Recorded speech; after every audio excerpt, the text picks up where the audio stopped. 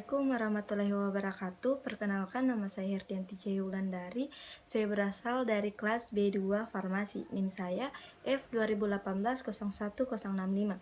Pada kesempatan kali ini saya akan membawakan materi berjudul bioviabilitas dan bioekivalensi. Bioviabilitas itu sendiri adalah fraksi dari dosis obat yang diberikan yang dapat mencapai sirkulasi sistemik, sedangkan untuk bioekivalensi adalah kesetaraan kadar atau jumlah obat dalam bentuk aktif dalam darah dari antara sediaan satu dengan sediaan lain yang memiliki zat berkhasiat yang sama. Rute pemakaian obat di sini ada dua, yaitu intravaskuler dan ekstravaskuler. Untuk intravaskuler itu contohnya ada pemberian intravena, yang dimana metode pemberian obat ini melalui injeksi, dimana arti sebenarnya dari intravena ini adalah obat akan dimasukkan langsung ke dalam vena menggunakan jarum suntik.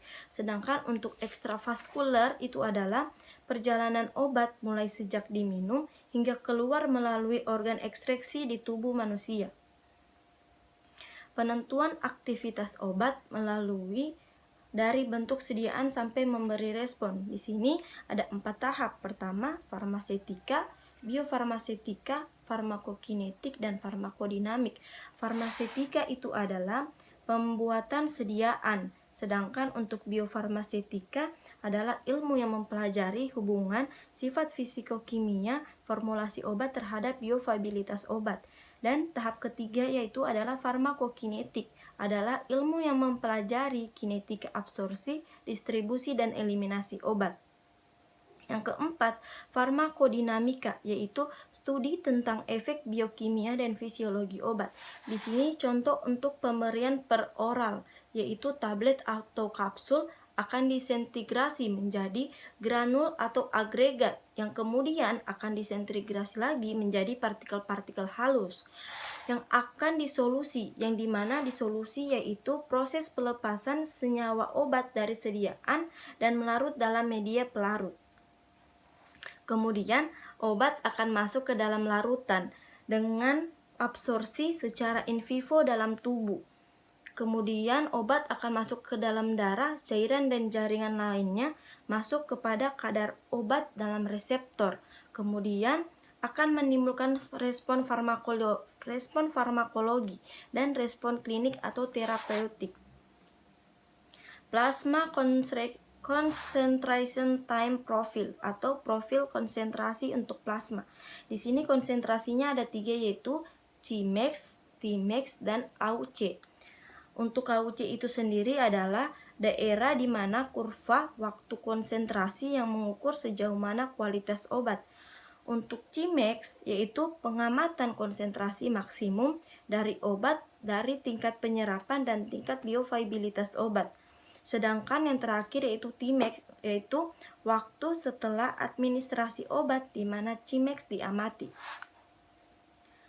Bioviabilitas atau ketersediaan hayati ialah jumlah relatif presentasi dari obat yang masuk ke dalam sirkulasi sistemik sesudah pemberian obat dalam sediaan tertentu, serta kecepatan peningkatan kadar obat dalam sirkulasi sistemik.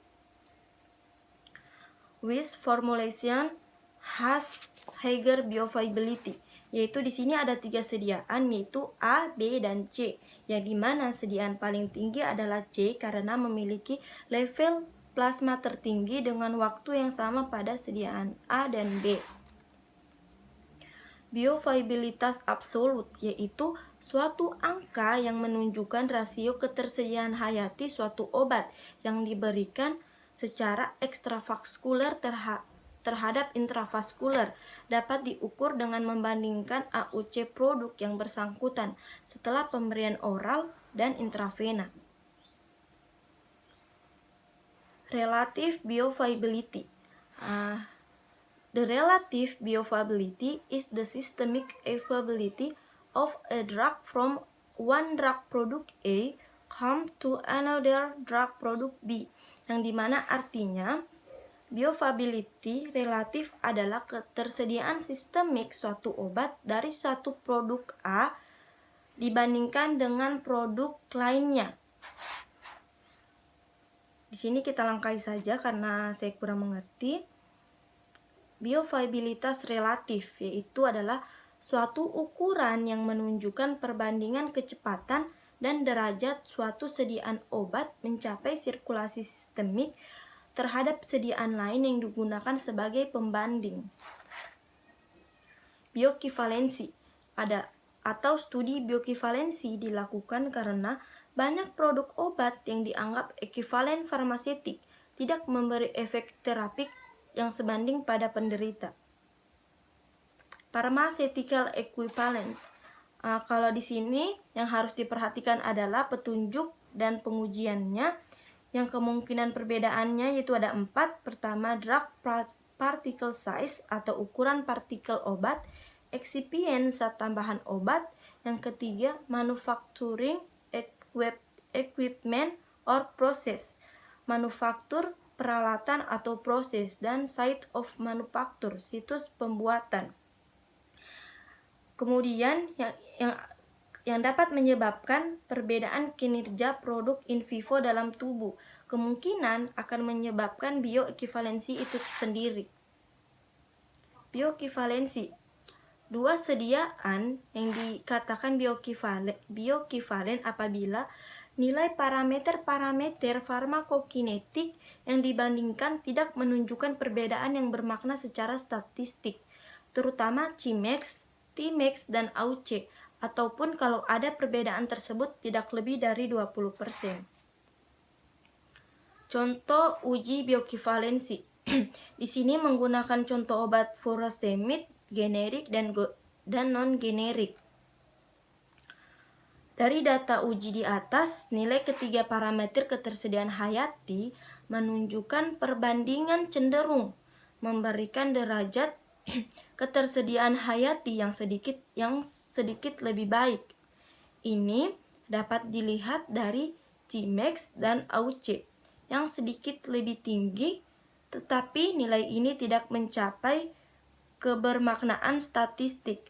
Digunakan uji pasangan P lebih besar dari 0,05.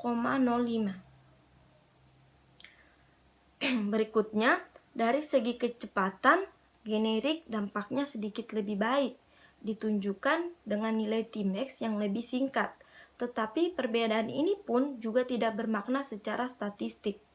Ketiga, yaitu kecepatan eliminasi kedua sediaan didapatkan sama.